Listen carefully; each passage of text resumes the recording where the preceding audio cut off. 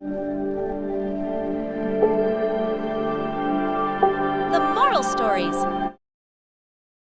हट्टी कट्टी बहू। ये प्रेम कहानी शुरू होती है दिल्ली से नोएडा जाने वाली बस में। जिस बस में सवारी कर रहा होता है पराग और उस बस की कंडक्टर होती है अनुराधा।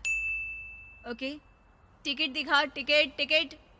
चाचा का प्लेन नहीं चल रहा है यहाँ तेरा, जिसमें फ्री में सवारी कर रहा है। हिसाब देना होता है हम लोगों को, सरकार को। निकाल पैसे, चल। पराग दूर से अनुराधा को देखता है। अरे यार, कितनी धाकड़ लड़की है। मजाल है कोई कुछ बोल दे। कितनी समझदार और कितनी कॉन्फिडेंट। आज से मैं तो इसी बस में घर जाया करूंगा। अब क्या था, भले पराग को घर जाने के लिए 10 बस छोड़नी पड़े, भले 20 किलोमीटर की यात्रा खड़े होकर पूरी करनी पड़े, लेकिन आने जाने का सिलसिला वो अनु की बस पर ही करता।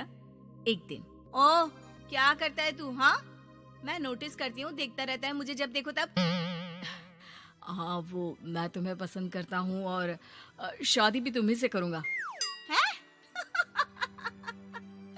वाह जी वाह, तू ना कोई प्रधानमंत्री हो गया कि आज से 500 की नोट बंद और नोट बंद। नाजिना, इतनी तो नहीं चलती, लेकिन हाँ, तुम्हें प्यार करता हूँ। तुम्हें कोई प्रॉब्लम नहीं होने दूंगा, ये वादा करता हूँ। हाय देखिए अपनी, मेरे लिए कोई ऐसा लड़का चाहिए जो मेरी तरह लंबा चौड़ा हो। अरे जोड़ी भी तभी अच्छी लगती है। जरूरी नहीं है, जो आपको खुश रखे, आपकी इमोशंस को समझे और आपसे बहुत सारा प्यार करे, जोड़ी तो उसी के साथ अच्छी लगती है। फिर क्या था, हीरोइन को हीरो से प्यार हो जाता है और दोनों शादी कर लेते हैं। शादी के बाद, देख, अब तो इस घर की बहू है। अगर समझ गई है तो ये कंडक्टर वाली ड्रेस पहनकर घर से निकलने की जरूरत नहीं है। पराग अच्छा कमाता है तो तेरी नौकरी की भी जरूरत नहीं है हम लोगों को। अरे कैसी बात कर रही है माँ जी? यूँ कोई सरकारी नौकरी छोड़ता है क्या? और जब मेरी नौकरी लगी थी, मेरी अम्मा कितनी खुश हुई थी पता है? मैं तो नौकरी करूंगी।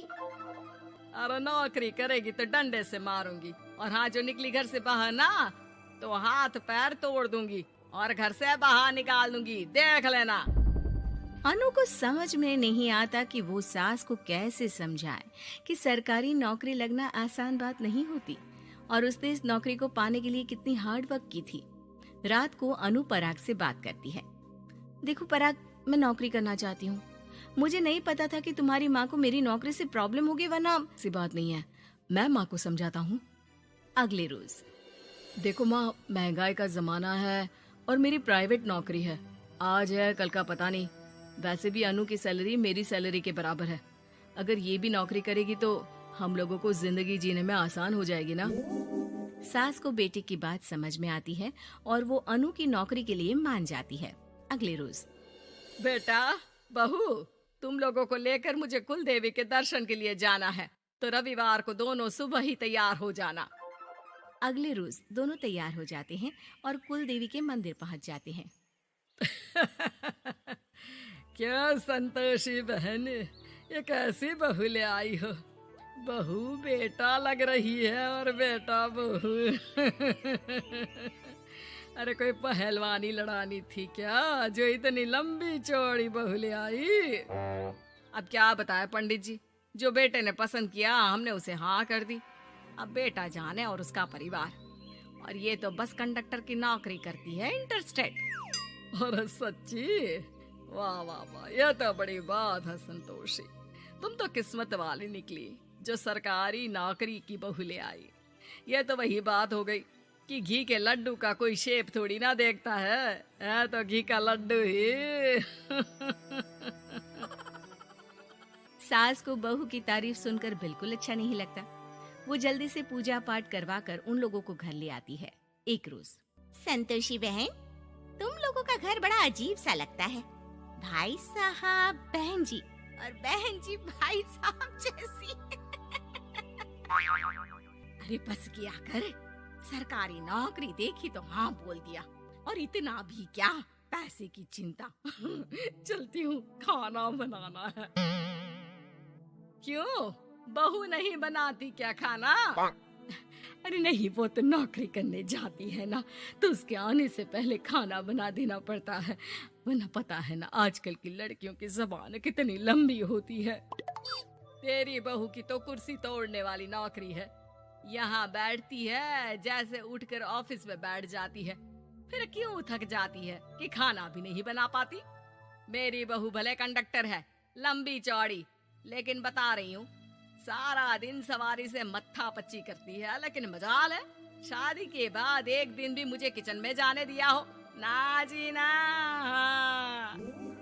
दोनों पड़ोसन वहां से चली जाती है। सास बाजार जाती है और एक ट्रेड मशीन ले आती है। अरे माँ जी, इस उम्र में आप घर पर जिम खोलेंगी? अरे तेरे लिए लाई हूँ, रोज चलाकर 2 घंटे इस पर, पतली हो जाएगी। और खाना कम खाया कर, जब देखो बकरी की तरह मुंह चलता रहता है तेरा। वाह जी वाह, एक ही तो शौक है खाना खाने का, वो भी रोक दो। हाँ, लेकिन सास तो सास थी, बहू के खाने से लेकर एक्सरसाइज सब का हिसाब किताब रखने लगती है।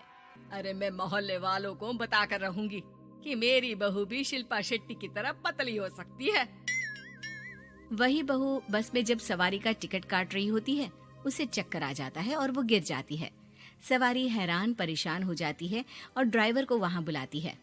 अरे शहर नहीं थी हमारे कंडक्टर साहिबा, लेकिन जब से शादी हुई है बकरी बन गई है। सास को तो बस इनके खाने की ही लगी रहती है। ड्राइवर बस में बिठाकर बहू को घर छोड़ आता है और सास को कहता है, अरे पता है आपकी बहू कितनी धाकड़ है, किसी को बात करने से पहले 4 बार सोचना पड़ता है कि बोले या ना बोले, कहीं झापड़ ना पड़ जाए। और आप है कि इन्हें बकरी बनाने में लगी है। अरे चुप, निकल यहाँ से।